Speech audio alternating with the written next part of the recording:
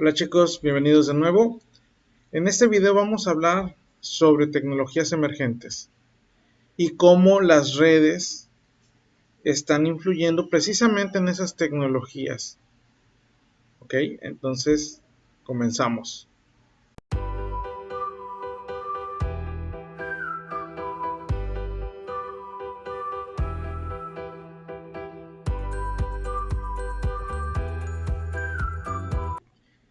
Bueno, pues las tecnologías emergentes, si nosotros las queremos definir, podemos decir que son innovaciones científicas que pueden crear una nueva industria o transformar una ya existente.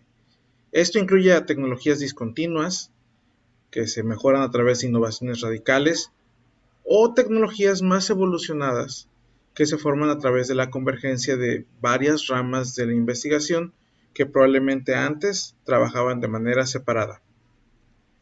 Cada una de estas tecnologías ofrece una rica gama de oportunidades de mercado que proporcionan el incentivo para realizar inversiones de riesgo. Si recuerdan, en el video anterior platicábamos que de repente el problema para las tecnologías es el hecho de conseguir quien invierta su dinero para generar dicha tecnología.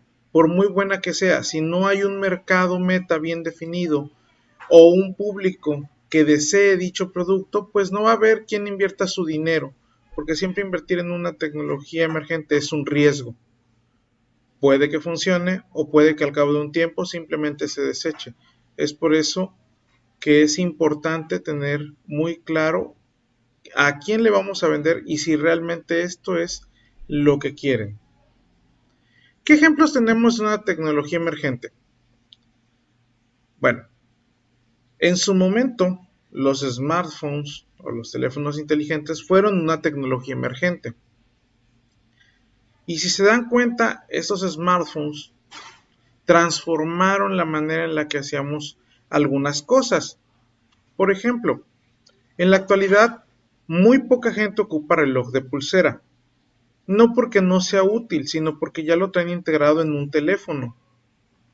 La mayoría de las personas que lo usan ya no lo utilizan para ver la hora, sino lo utilizan como un accesorio para obtener más personalidad o para simplemente fines estéticos. Esa es la primera. Ahora, cámaras fotográficas.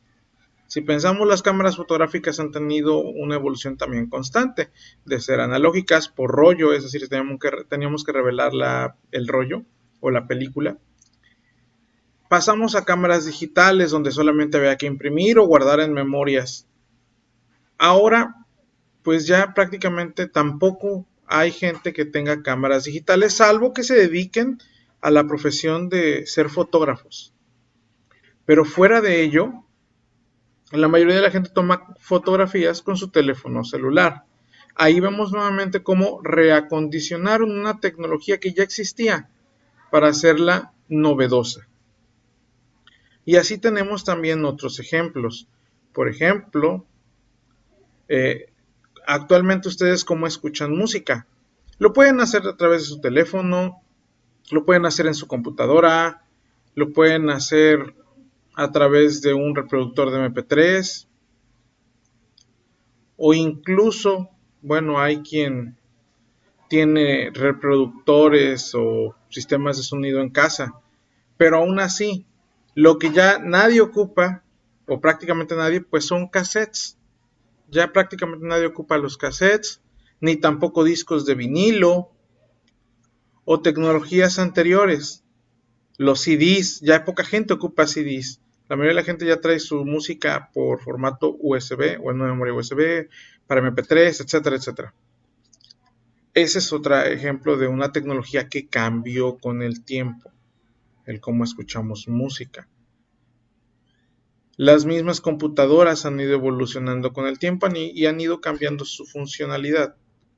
Bueno, pues así como esas tecnologías que han ido cambiando, existen otras tantas de las cuales vamos a ver el día de hoy, que también están en proceso de consolidarse y que podrían cambiar la manera en la cual hacemos algunas cosas o simplemente crear un nuevo mercado, porque no lo hay. Sobre todo aquí en México, que pues todavía, mientras que en algunos países estas tecnologías empiezan ya a trabajar, aquí en México pues estamos apenas dando los primeros pasos. Entonces, a continuación vamos a ver algunas de estas tecnologías y cómo nosotros desde el punto de vista redes podemos proporcionar soporte o apoyo para estas tecnologías. Una tecnología que ya cuenta con presencia en nuestro país es el Internet de las Cosas. El Internet de las Cosas es proveer de acceso a Internet a objetos que anteriormente no lo tenían, como pueden ser wearables, los smartwatch o incluso tenis o zapatos inteligentes que registran cierta información sobre actividad física y también algunas cuestiones referentes a salud como presión arterial y demás. Entre estas aplicaciones se han desarrollado para muchos ámbitos. Podemos ver también sensores para plantas, hornos inteligentes, maneras de abrir una puerta a través del teléfono, también wearables para mascotas, de tal manera que nos permitan saber algunas cuestiones referentes a su salud, su calidad del sueño y actividad física durante el día, incluso si no estamos ahí porque tengamos que trabajar. Se han desarrollado muchas aplicaciones en diferentes rubros. Lo interesante de esta tecnología desde el punto de vista de las redes es que necesitan obviamente estar conectadas a Internet o al menos los objetos estar conectados a través de un celular por Bluetooth, es decir, generando una pequeña red personal. Hay ejemplos que ya se están ocupando en el mundo, que en México van llegando poco a poco. Algunos muy interesantes, incluso para la parte de comercio electrónico. Como vamos a ver más adelante en las imágenes, hay algunos negocios que ya comienzan a mandar publicidad de manera personalizada, es decir, que cuando alguien se acerca a su tienda, le pueda llegar una notificación con las ofertas que tiene en ese momento disponibles y sobre todo que sean del interés de la persona. Y eso pues cambia mucho la manera en la que nosotros podemos hacer negocios o sacar beneficio de la información que se recaba. Aquí lo importante de esta tecnología también es la información, la enorme cantidad de información que se puede recabar para tratar de acercarnos hacia los usuarios y hacerlo de una manera más efectiva y más precisa. Por ejemplo, actualmente en México, una tecnología que ya es una realidad es la posibilidad de pagar usando el teléfono. Obviamente depende del banco al cual ustedes pertenezcan y también del negocio, si es que acepta ese tipo de tecnología. Pero ya es una realidad que también en México se puede realizar. De hecho, aquí podemos ver la imagen en donde a través del teléfono se puede ya pagar sin que eso te genere cargos extras o que gastes datos de tu teléfono celular.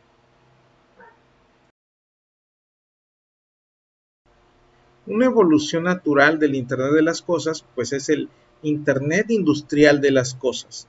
Es decir, llevar el Internet de las Cosas ahora a la industria. Esto también es conocido como la cuarta revolución industrial o industria 4.0, que también en México empieza a tener ya algunos avances.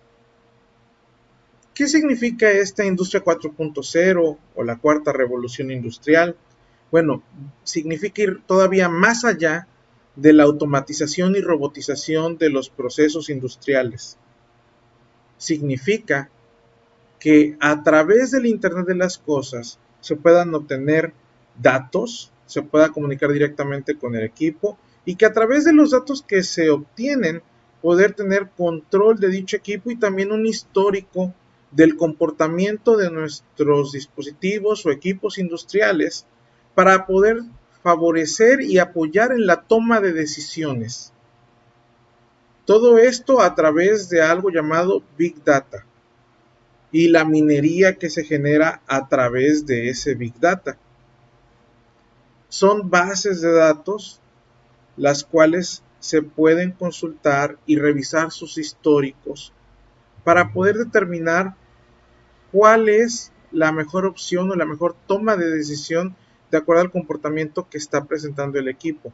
Aún si el operario o la persona que controla el equipo está de manera remota.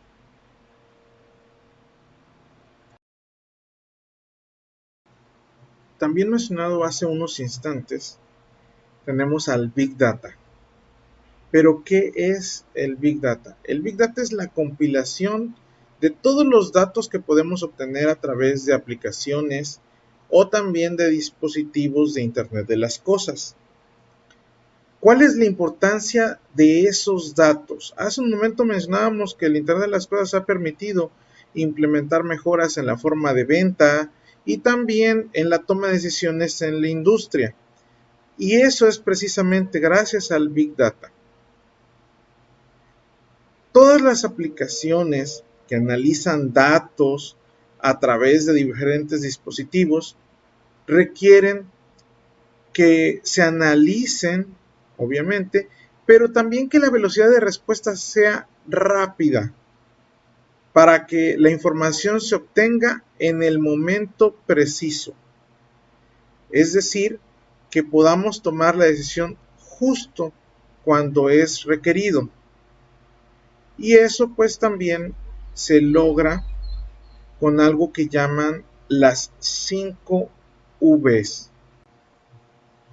Las 5 Vs son el volumen de la información, es decir, las unidades en las que lo manejamos, que pueden ser terabytes, el número de registros, las tablas o archivos que se tienen, la velocidad también de la información, la velocidad del procesamiento que estamos haciendo de esa información, el valor de la información, si es estadístico, si son eventos, si es hipotético, la veracidad de la información,